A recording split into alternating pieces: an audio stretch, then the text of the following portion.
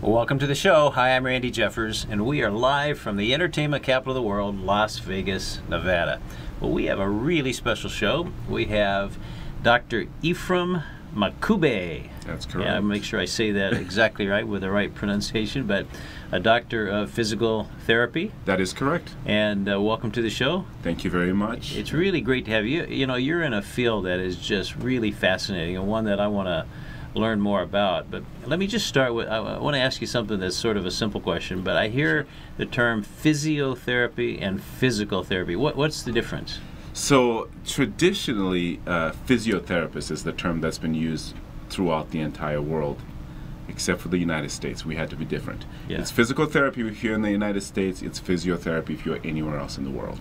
Oh. But it's exactly the same trade. It's the same profession. We all are trained pretty much more or less the same way. Okay. And so you're a doctor of physical therapy. That is correct. Okay. And so you had to go to med school and all of those things? Special school? I had to go to physical therapy school, and our program is the program I went through was the doctorate program, which is fairly new over the past 10, 12 years or so. Okay. Yeah. Now, I detect just a little bit of an accent, so why don't we just sort of move into that direction? Yeah. Tell us a little bit about yourself and where were you born? So I was born in Zimbabwe, and Uh-huh. I moved to the States when I was, I want to say 22, 23 years old. I moved to the great state of North Dakota. That's where I started my adult life. You Yes. and the other 5 people that live there? Pretty much. Sorry, North Dakota. But at least and it's a lot not of as- cold. It's That's not, right. not as bad as Montana. Montana only has 3 people. Yeah, I think that's right. And Wyoming is even worse. But yeah, absolutely. So yeah, that's where I started my career in IT, and then became a physical therapist in 2010. What got you into physical therapy? Well, really, honestly, I had always wanted to do something in the medical field. I was headed to medical school at the time. And then a friend of mine said, why don't you try physical therapy? And it was just a fit. I got into it. I saw people who were doing it, and I said, this looks like me, feels like me, and I've never looked back ever since then. Now, you were mentioning to me earlier that you have family that are in the chiropractic field. Correct. So I have most of my family are chiropractors, and I am the only one who's a physical therapist, so it makes for interesting times at the dinner table at Thanksgiving, that's for sure. I'll bet. Now, in the physical therapy field, does it differ from state to state? The different laws and different things There you can do? sure are some minor differences, sometimes major differences. And it's mostly to do with how much we can do with a patient. There are certain fields that we cross paths with. Sometimes it's medical doctors, sometimes it's chiropractors. And in some states we are restricted. In some states we have a little more latitude to do more things. And fortunately, we live in a state where we have the most amount of latitude, which is Nevada. Oh, wow. We can do most things that we have ever wished to do in this state, which is great.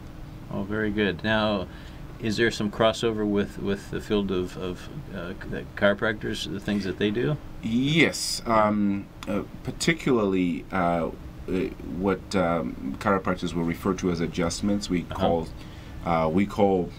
mobilization of joints.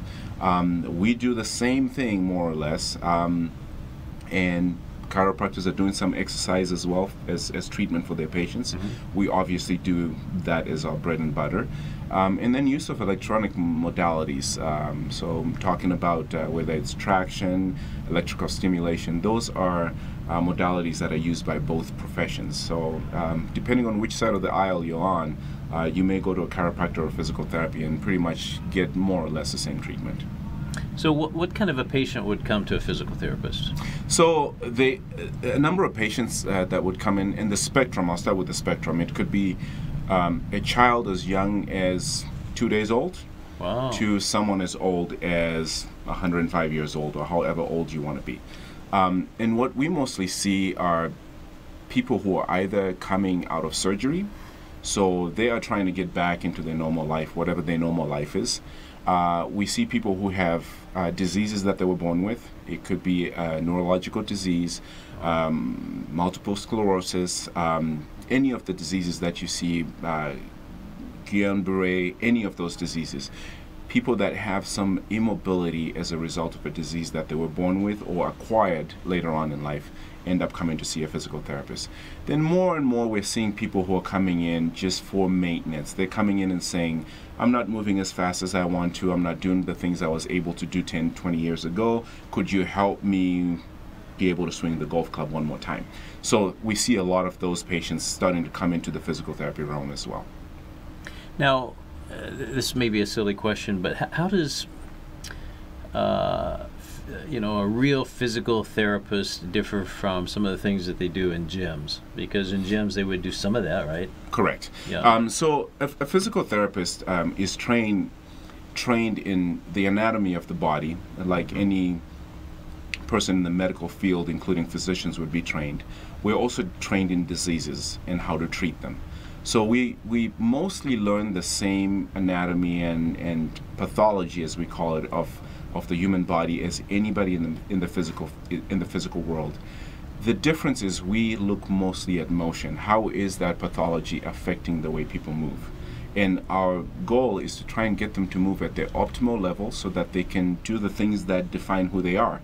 If they are a parent, they may need to pick up a child. If they are if they work, they may need to drive a truck. They may need to walk down the street. So we are trying to mobilize people so that they can be the best they can be at the roles that they've been assigned by society, or that they have inherited by just being a parent or a grandparent or whatever they are. Is part of the therapy sometimes just sending them to a gym? Sometimes it is. I have had some patients who, at the end of our treatment session and at the end of our education session, my recommendation is whatever it is you've learned here, you now need to go back to your gym and you need to do exactly the same exercises over a period of time. So yes, absolutely. Okay, and I assume weight loss would be a big factor as well. And weight loss has become more, especially in my practice, the root cause of most of the diseases that people come in with. Wow. Absolutely. So when people gain weight as a result of unhealthy eating habits or just sedentary lifestyle, it puts a lot of stress on the body itself. Not just on the joints, but also systemically. People develop diseases like diabetes, for example, and that's become a big problem. Yeah. So when we can control diabetes, or when we can control weight, we inevitably go and control diabetes, and we kind of give people their lives back, and they're able to move a little bit better than they were able to before. Oh, that's great. Well, let's go back to Zimbabwe. I want to hear more about that. And so you lived your first 20-some years there? Absolutely. What's it like there? So Zimbabwe is a very interesting country. It was colonized by the British back in the way back in the 1800s.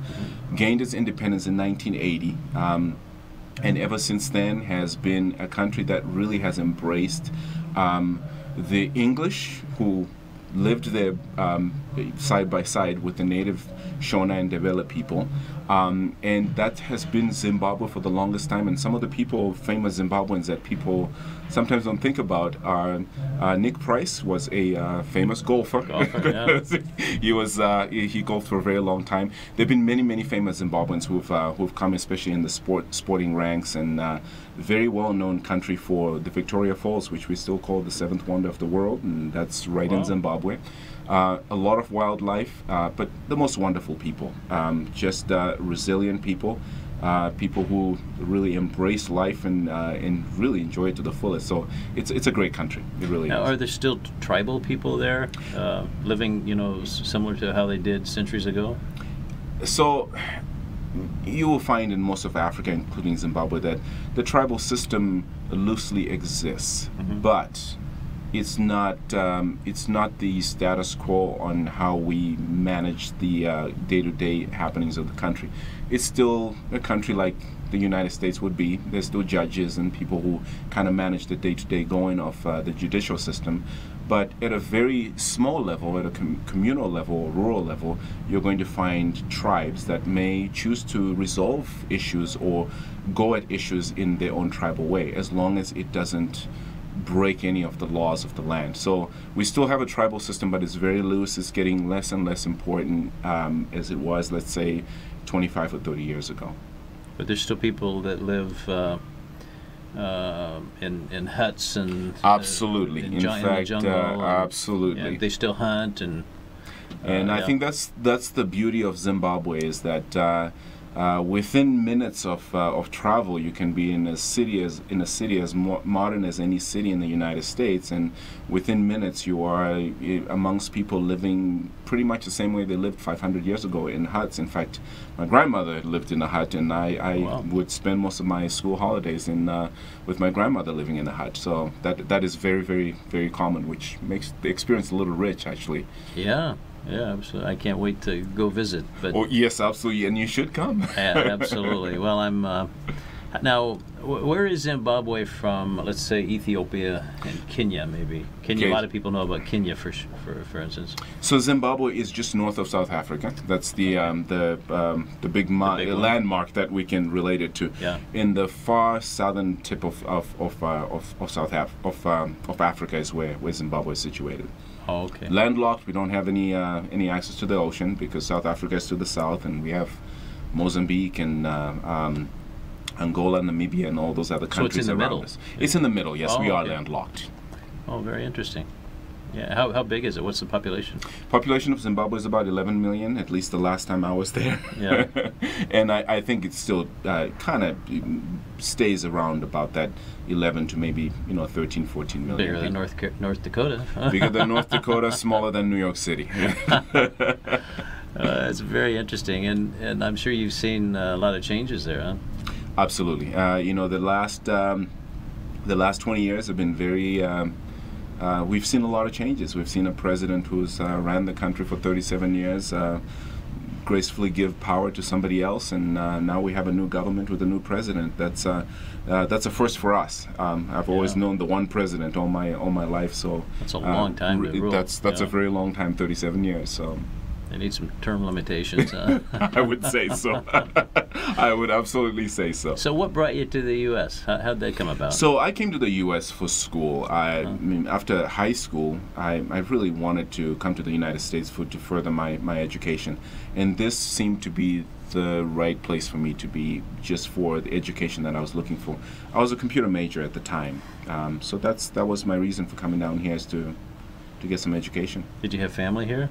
No, I did not. I was a Lone Ranger. I came here by myself, and $1,000 in my pocket, and we try to stretch it as far as we can. It's taken me almost 20 years. That $1,000 is great. And you came to, but you went directly to North Dakota? Is that? No, I did not. I actually I lived in Oklahoma for 3 months, Wow. and then I moved to Dallas, Texas for a month, and both places were way too hot for me. Yeah. And I moved to North Dakota, which most people thought would have been too cold for me, but I preferred that. So Oklahoma and Dallas was too hot, so you decided to move out in the middle of the desert Absolutely. to Las Vegas. There we go. And here I am, back where I started. Absolutely. Well, at least you stay indoors here all the time, right? So As long doesn't as AC is working, we are really- okay. it doesn't really matter where you are, I guess, if you're indoors. That's Exactly. right. Well, wow, what an interesting life you've had. Now, I understand you have a brand new venture. You had a clinic at the famous Lake Las Vegas. That is correct. What a beautiful little resort town that is. It is Yeah. beautiful, but I have since moved on to a new location out here in Las Vegas, a little closer to my family, a little closer to my kids. And the practice that we're building this time around is more of what we had in Lake Las Vegas, but with a little bit more integrated practice with other clinicians. I'm talking physicians and massage therapists, and we're trying to basically unify physical therapy with all the other professions that surround most of the patients that I work with.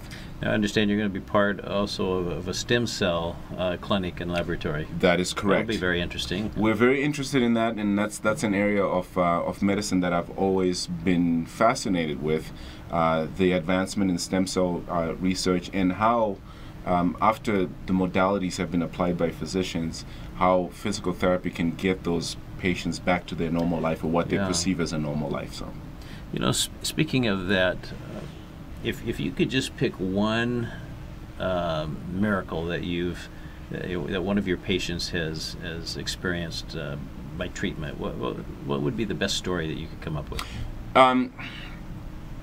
So I was very young in my practice. I want to say I'd only been practicing for about maybe a year or so.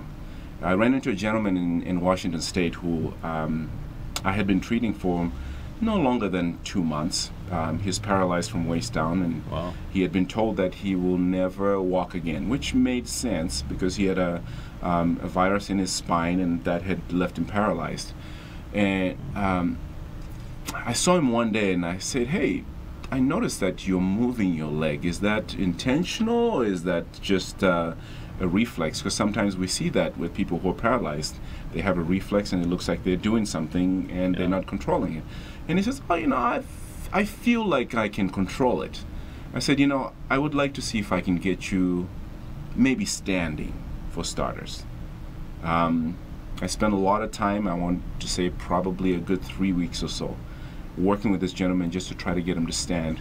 And I'll never forget the day his family came in. He had several grandkids and a wealthy farmer in Washington State, in central Washington. His kids and grandkids and daughter-in-laws were all there, and they got to see their dad stand up for the first time. My goodness. And we thought that was the miracle of it. And however, 2 months later, that same gentleman was walking with a walker over 600 feet. And the challenging thing was to try and get him back into his Cadillac truck to see if he can drive. And I was his first passenger. That was the miracle that has kept me in this profession to this date. I always reflect on that because where other people had said this would never happen, sheer motivation, not only on my part but also on my patient's part, really got us to a point where this man was able to walk again. My goodness, what kind of treatment could pull that off? Because that just sounds, that's just amazing. It truly was mostly physical therapy and sheer motivation. I had to be a coach, and we had some bad days where we didn't feel like we were making any grounds. And there were days we just kind of kept on pushing and pushing and pushing. And seeing family and friends and people just encourage us got us to really accomplish something that we never thought would happen. So you must have worked long hours with him. I would dedicate myself to about an hour and a half every other day for about a good 3 or 4 months or so. My goodness, I can't imagine that being the norm for the physical therapist. So that kudos to you. That's amazing. I would say I was truly blessed to have been a part of that experience. I've carried it with me for.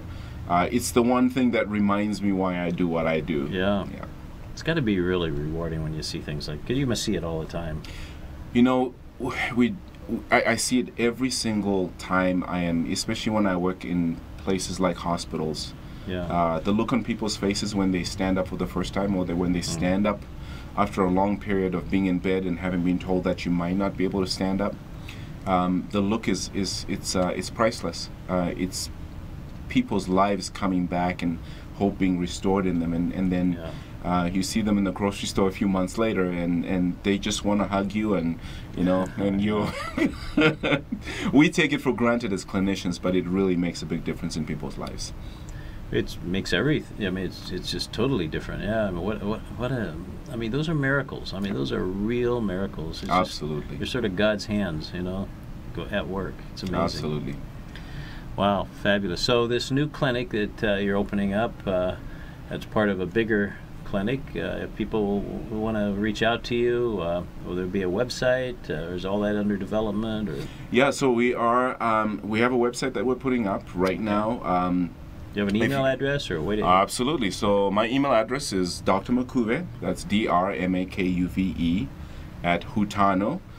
That's another word that I will explain to you someday. Okay. And that's spelled HUTANO.com. Or my website is drmakuve.com. That's DrMakuve.com. Okay. And all your contact info's there. So all my contact information. So if somebody's listening to us right now and they go, man, I want to have a miracle happen in my life, and they can contact you and tell them where to go. Absolutely. I would love to work with them, at least see what we can do to help them out. Now, insurance, does insurance cover, I would imagine cover some of the things you Yes, do, right? Insurance, most insurance companies will cover physical therapy. Okay. Certain number of visits, Yeah. and we can always negotiate with the insurance companies if they seem to be a reasonable progress going on. They may increase the visits, but in cases where they're unable to, we also can just work with the patients with them paying out of pocket as well. So. Now, you mentioned that physical therapy is for people as young as just being born, right? 2 Correct. days old. What would be an example of a baby, something you would do with them? So there are many conditions that babies are born with that sometimes can become a problem later on in life. As the children are coming out of the birth canal, sometimes they can come out with what we call torticollis, where the neck is kind of tilted out to the side. It's a problem when that child is trying to feed, especially if they're being breastfed. So your physical therapist is really going to work on those neck muscles and then try to realign the child so that the child is kind of standing up as straight as they should for their age. The goal of physical therapy in the young, especially babies, toddlers, and young kids, is to try and get them to the point where their motor skills match what we would call typical for that age. So a child who's 5 years old should be expected to be able to jump around on the playground, should be able to play tag with the other kids. If there's something on their body that's preventing them to do that, your physical therapist comes in and helps them so that they can play with their peers without feeling the inferiority of being able to go out there and being on whether it's a playground or playpen or wherever it is that they need to be with their peers. How common is it that someone would have an issue like that as a child? More common than we think, and unfortunately, a lot of times those conditions are left until those children are a little older, and those issues become a little difficult to correct, so to speak. But many children in this day and age, we hear of autism, for example. Physical therapy works with a lot of children that have autism. That's 1 in every 100 children that are born in this day and age have autism. Say that number one more time. 1 in every 100. My goodness, yeah. That's a big number. Wow. So it's a large number of children, but they have specific motor skills that prevent them from being able to interact with their peers in a way that's age appropriate. So we come in and we try to get them to be, either sensitized or desensitized to certain things so that they can move in a fashion that allows them to keep up with their peers. My goodness, wow, amazing. All right, well, once again, now to get a hold of Dr. Ephraim Mukabe, one more time, your email? My email address is Dr. Mukabe, and that's Dr. Makuve @Hutano, spelled HUTANO.com. Okay. Well, very good. Well, it's so exciting to know about this new venture. I love it when new things start up, and especially how can you even talk about something that's creating miracles? That's just amazing. But it's just I can't wait to see what's going to happen. What do you think is going to happen in the next year or 2 or 3? Well, we're hoping that this practice really does carry forward a new standard of how physical therapy care is provided, a one-on-one support system where the patient really feels connected with their physician, their physical therapist, or whatever clinician they have, where their goals are being heard and they actually can see results that they can come back to and say, this is where I was a couple years ago, this is who I am, but I also have a plan moving forward of how I'm going to maintain what I've just gained. And that's what we hope that in 2 or 3 years' time we'll be looking at a wall of some of our graduates from our physical therapy program, or our champions that will come out and tell other people how we have changed their lives, so to speak. Now, you've been a physical therapist for a couple decades, right? No, for me, it's actually been since 2010. So that's all. I'm a younger physical therapist. Okay, so you did a lot of other things before absolutely, that. yeah. No, I was in IT for 15 years. Okay. I owned web design companies and programming companies and that kind of stuff. So you're right there in the beginning of that industry. Absolutely, yeah. But those were fun days, huh? Those were fun days. They really were. Yeah. Back in, were you involved before they had the back in the floppy disks and all Yes, that? absolutely. I still actually have some samples of some of those things. I have floppy disks and bus cables in my house just to Yeah. show my kids on where we all started. But yeah, this was 1995 is when I started. I remember my first Macintosh didn't have a hard drive. It had actually I remember my first computer had a cassette tape. Oh, Do you remember that? I remember those. Commodore, I think yeah, it was. that was the very, very old Commodore. That's correct. Yeah. Yeah, I used a cassette tape. Man, we don't want to talk about that. Times have changed. And now you have a phone that can do, roomfuls of those things couldn't do. Amazing. I think my phone actually has more memory than the first server that I had for my internet service providing business when I was in North Yeah. Dakota back in 2001. So things have really changed. They really have changed. Well, I was going to ask you, and but even since you said 2007 when you started, Correct. and so I mean that's a little while. But what changes have you seen in the physical therapy industry? What we've seen mostly significantly is the scope of our practice. The scope. Yes, Okay. the scope. I mean, but by that I mean we have always been known as supporting physicians, and this was always the practice model back when our pioneers had to have a bachelor's degree to practice as physical therapists, and then we moved on to having to have a master's degree to practice. And as time has gone on, physical therapists have now become more autonomous, and as doctors of physical therapy, we have now transformed our practice to where it is now possible to come and see a physical therapist for what you think a physical therapist needs to see, and then the physical therapist decide whether they can treat it or they can refer to somebody else or they can refer and treat. So we can now refer to other physicians, or we can treat the patient or refer and treat. So that's a major change, and for us, because we still have many physical therapists who practice in the old way. Yeah. It's merging those two worlds, where in the doctor of physical therapy and those who have masters and bachelor's degree, we're trying to all get into the same way of thinking about how we treat our patients. That when a patient walks in, I can provide the solutions within my realm, but I can also send them over to somebody else who might be able to help them out in other ways that I cannot. So are the people that got trained when you only had to have a bachelor's degree, for instance, are they grandfathered in? No, they're not. So there are programs, transitional programs.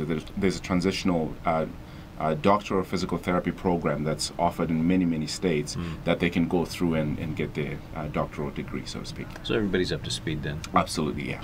Now, you're still working with probably a lot of medical doctors that are surgeons that maybe somebody has a surgery and then they refer them to you for Yes. afterwards. Yeah. So my biggest referral source is usually orthopedic surgeons. Yeah. So someone has gone through back surgery, knee surgery, hip surgery, any kind of surgery that is related to joints.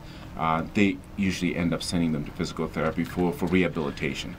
Yeah. Yeah. And what's a typical time frame that somebody would be in physical therapy after something like that? So typically, if everything goes well, 6 to 8 weeks is about the amount of that's time not you very long. should expect. Yes. And that it's amazing how fast surgeries and things heal up now. Even open heart surgery is just you're up walking the next day. It's amazing. Yeah. No, I think many years ago we used to lay patients down for simple. You break your bone and we put you in a cast from from your hip all the way to your toes. Yeah. Now we just immobilize what needs to be immobilized, and then we encourage the patient to move everything else. And that's really where your physical therapist comes in, the understanding of the bones, the tendons, and the muscles, and understanding how much we can stress those structures without breaking them or compromising them, and how little is too little. So how much is too much, how little is too little is kind of what we do to make sure that patient gets back to a normal life. So you would do everything from maybe isolating certain areas of the body and using equipment, gym equipment maybe, or something that looks like gym equipment to strengthen that area? Correct. So Let's take a knee joint, for example. There's a number of muscles that move that knee joint for it to be able to help you walk or squat or stand or whatever it is that you're going to be doing. When muscle has been cut into as a result of surgery, or when bone has been cut into because they want to put in an artificial joint, we have to look at all the factors that come into healing muscle, bone, and tendon. And then just progressively get the patient to the point where they can have full range of motion, full strength, and that could be using weight equipment, their own weights, their own weight, or it could be what looks like typical gym equipment as well. And then on the other end, I guess you'd be doing, is it called manipulation, or? Correct. Yeah. So this is what has become a fairly vibrant practice in physical therapy, which is being able to manipulate certain parts of the body, especially in the spine. Knowing that back pain is so prevalent, and especially in a lot of people, we found that the combination of manipulating plus exercise always tends to have the best results compared to just exercise alone or just manipulation alone. So that's kind of our forte. If we can manipulate, give them a little pain relief, then we get them into an exercise program that allows them to strengthen what's weak, allows them to put everything in symmetry that needs to be put in symmetry, so to speak. What do you think about, I have a machine, I think it's called an inverter. You know, you get in, you click the boots on, and then you stretch out, and it turns you upside down. So that's good for you? You know, those do no harm. I think anything to decompress the spine, and that typically is what you're doing when you invert, is you're allowing the weight of your upper torso to pull against especially your lumbar spine, which is where we get the most amount of back problems. Is low back pain is right above your buttocks. So any decompression you can get, the same thing that people will say when they get into a jacuzzi, they get a little more buoyancy in the water, the joints are a little distracted, and they feel really good. So they are good for you. They do no harm. It's something, as long as you don't pass out when you're laying upside down, you're okay. Your face does turn a little red. Mine this does, is correct. Yeah. No, your blood pressure does change quite a bit when you're in that inverted position. So that's the only thing to look out for. Otherwise, they're perfectly safe. Well, you know, most of us, it's just a fact that we spend a huge amount of our life in bed. That's true. How should a person sleep? Should they sleep with their head down, their head up? Do you have any thoughts about that? So the most recommended way to sleep is on the side. So sleeping on your side with your knees kind of tucked in just a little bit is the most recommended way to sleep. But I always come back to the practicality of things. We have many patients who cannot tolerate sleeping on the side or cannot tolerate sleeping on their back. I always say find a very comfortable position and try to change your position maybe once or twice during the night if you can. Well, I do change mine often, so that part's not a problem. Now, how about elevating the head? Is that a good idea? Elevating the head, again, it's more of a comfort thing than anything else. If you always systemically have your head elevated, you're putting your head into this position which we call flexion of the cervical spine. Having any prolonged position of the body is going to cause what we call contracture. So if you end up in this position for too long and you cannot go all the way up into extension, your ability to scan the environment is going to be limited, which means you will have to compensate in other places to be able to do that. You might have to actually bend at the hips to be able to look down. So now you're starting to create problems down here because there's a problem that you created up in the neck. A neutral position is always the best. So getting your head in a position where the neck is supported and you are in more or less a neutral position is always the best way to do it. Now, how about elevating the feet and lowering the head?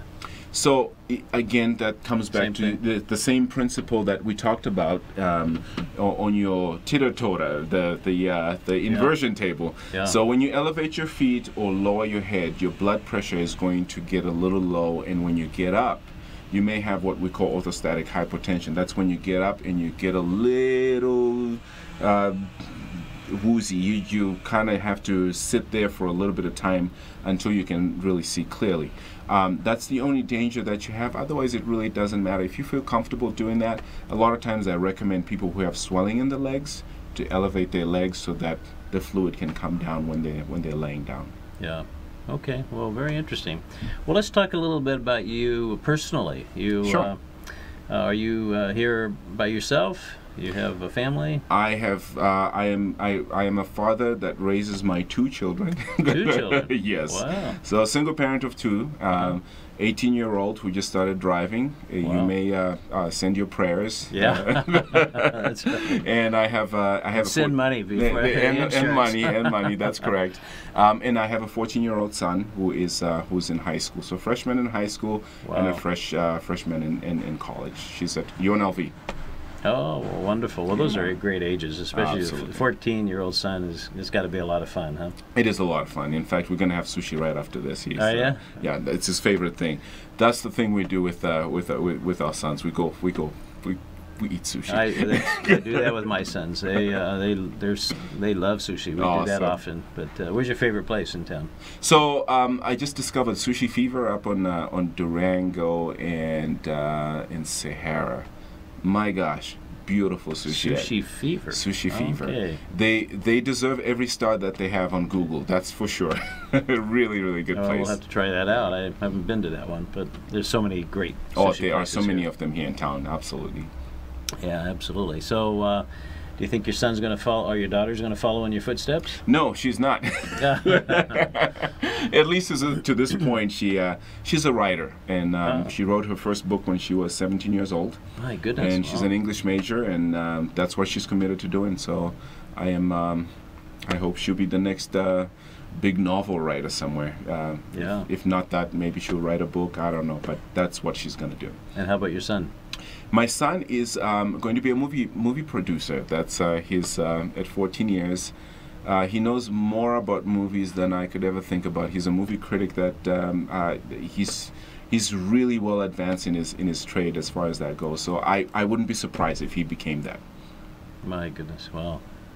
Well, let me ask you a personal question, if I could. Sure. Who, out of all the people that you've met in your life, who has influenced you the most? Who do you look to as your mentor? Nelson Mandela, by all means. Really? That's it. He was. That question is really easy for me to answer, and I grew up in the era where Nelson Mandela was in prison, and Yeah. I lived through his release from prison and him becoming a president. You're right close there, yeah. I was.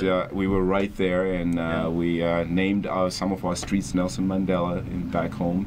But phenomenal man in how he handled a situation that most people would have looked for vengeance. He wanted to reconcile his country, and I've read his book a couple of times, and it seems to mean something a little bit more every time I read it. Yeah, no, amazing man. There's some interesting politics going on in that country right now. Yes, there is. They too have a new president. Yes. There's a new president fever going on in Africa right now. Yeah, and they're following, I guess this new president is following the footsteps of some other previous presidents in some other countries, right? Correct. That is very controversial. Very Absolutely, interesting. yeah. So it'll be interesting to see what that part of the world... It will be interesting. yeah.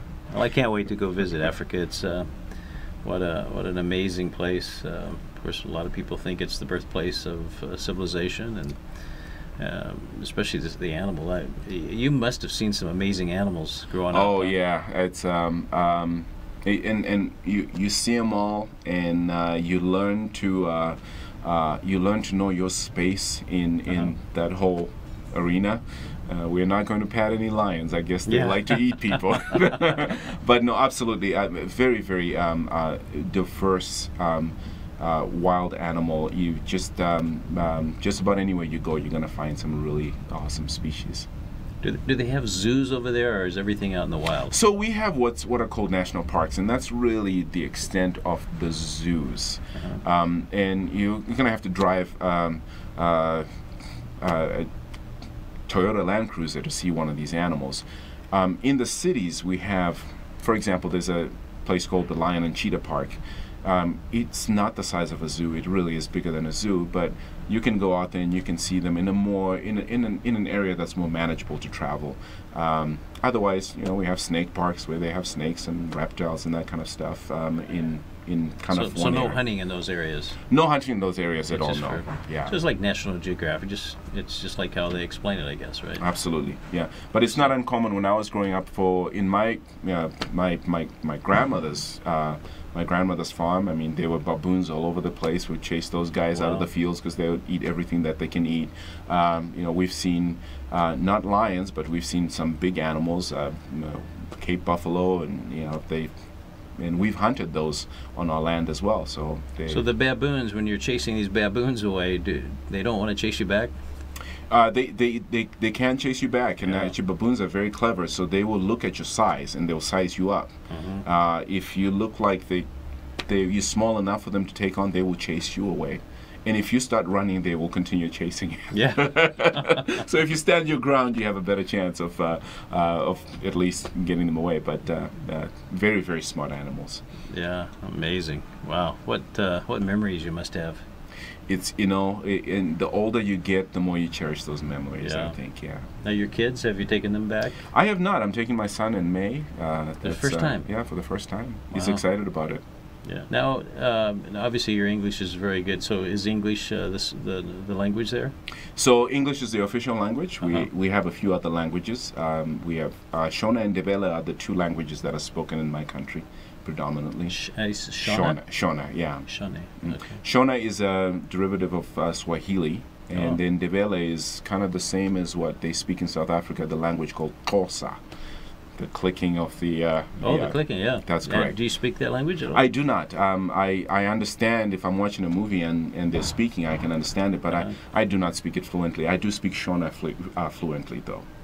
So what are your thoughts about the United States, coming from another country like that and experiencing all the things that you experience? What are your thoughts about, and you've been here long enough to see a lot of changes, really. Correct. What are your thoughts about what goes on? Well, I think the first thing that you, when you come to the United States, is you realize the opportunities are abundant in this country. I say to my son, this is the only country where you can, all you need is an old pickup truck for $1,200 and a lawnmower in the backyard, and you can go from yard to yard and say, hey, I cut lawn, and you can feed your family off of that. That's not true in most countries. So the opportunities are very abundant, but there's also a complacency about the state of the country. It's really a beautiful country with many, many facets. I've lived in North Dakota, I've lived in Nevada, I lived in Washington for a brief period of time, and I've traveled all around this country except for the tiny little states. That's the only places I haven't been to. And every single place has a different culture, has a different way of doing things, even has a different accent. And sometimes if you go to Louisiana, a different language altogether. Yeah. So it is a beautiful country in many, many facets, and has made leaps and bounds in comparison to other places in Europe or anywhere else in the way they have approached the race issue. We have seen the first black president in this country. Yeah. That is something that I would bet my life on. That is, Europe is still many You're talking about Bill years Clinton, away. right? No. That would be Bill Clinton, yes. I think So, it yeah. takes pride in that. But it really has, it's a very unique country that has its own problems, but I think we seem to work things out as Americans, and we seem to work things out in a way that makes sense. Mm-hmm. I'm always amazed at how sometimes you listen to the news and you think America is falling apart, and you step out of your driveway and your neighbor waves at you and you say, you know what, America is fine. It's right. okay. It's just those crazy news It's all right. people. Yeah. Well, it's so exciting to have you on here. Once again, let's give your email address one more time. So that email address is Dr. Makuve, and that's Dr. Makuve at Hutano, HUTANO.com. Okay, well, Doc, it's so great having you here, Thank you. I can't wait to see what's going to happen with your practice. It sounds like it's just going to take off and just do miracles every single day, and Thank you so that's much. really what it's all about. So thanks for joining us, and we'll look forward to having you back and telling us about some of those. Thank you very All much. right, Thanks. Take care. And we'll see you next week, same time, same station. Bye-bye, everybody.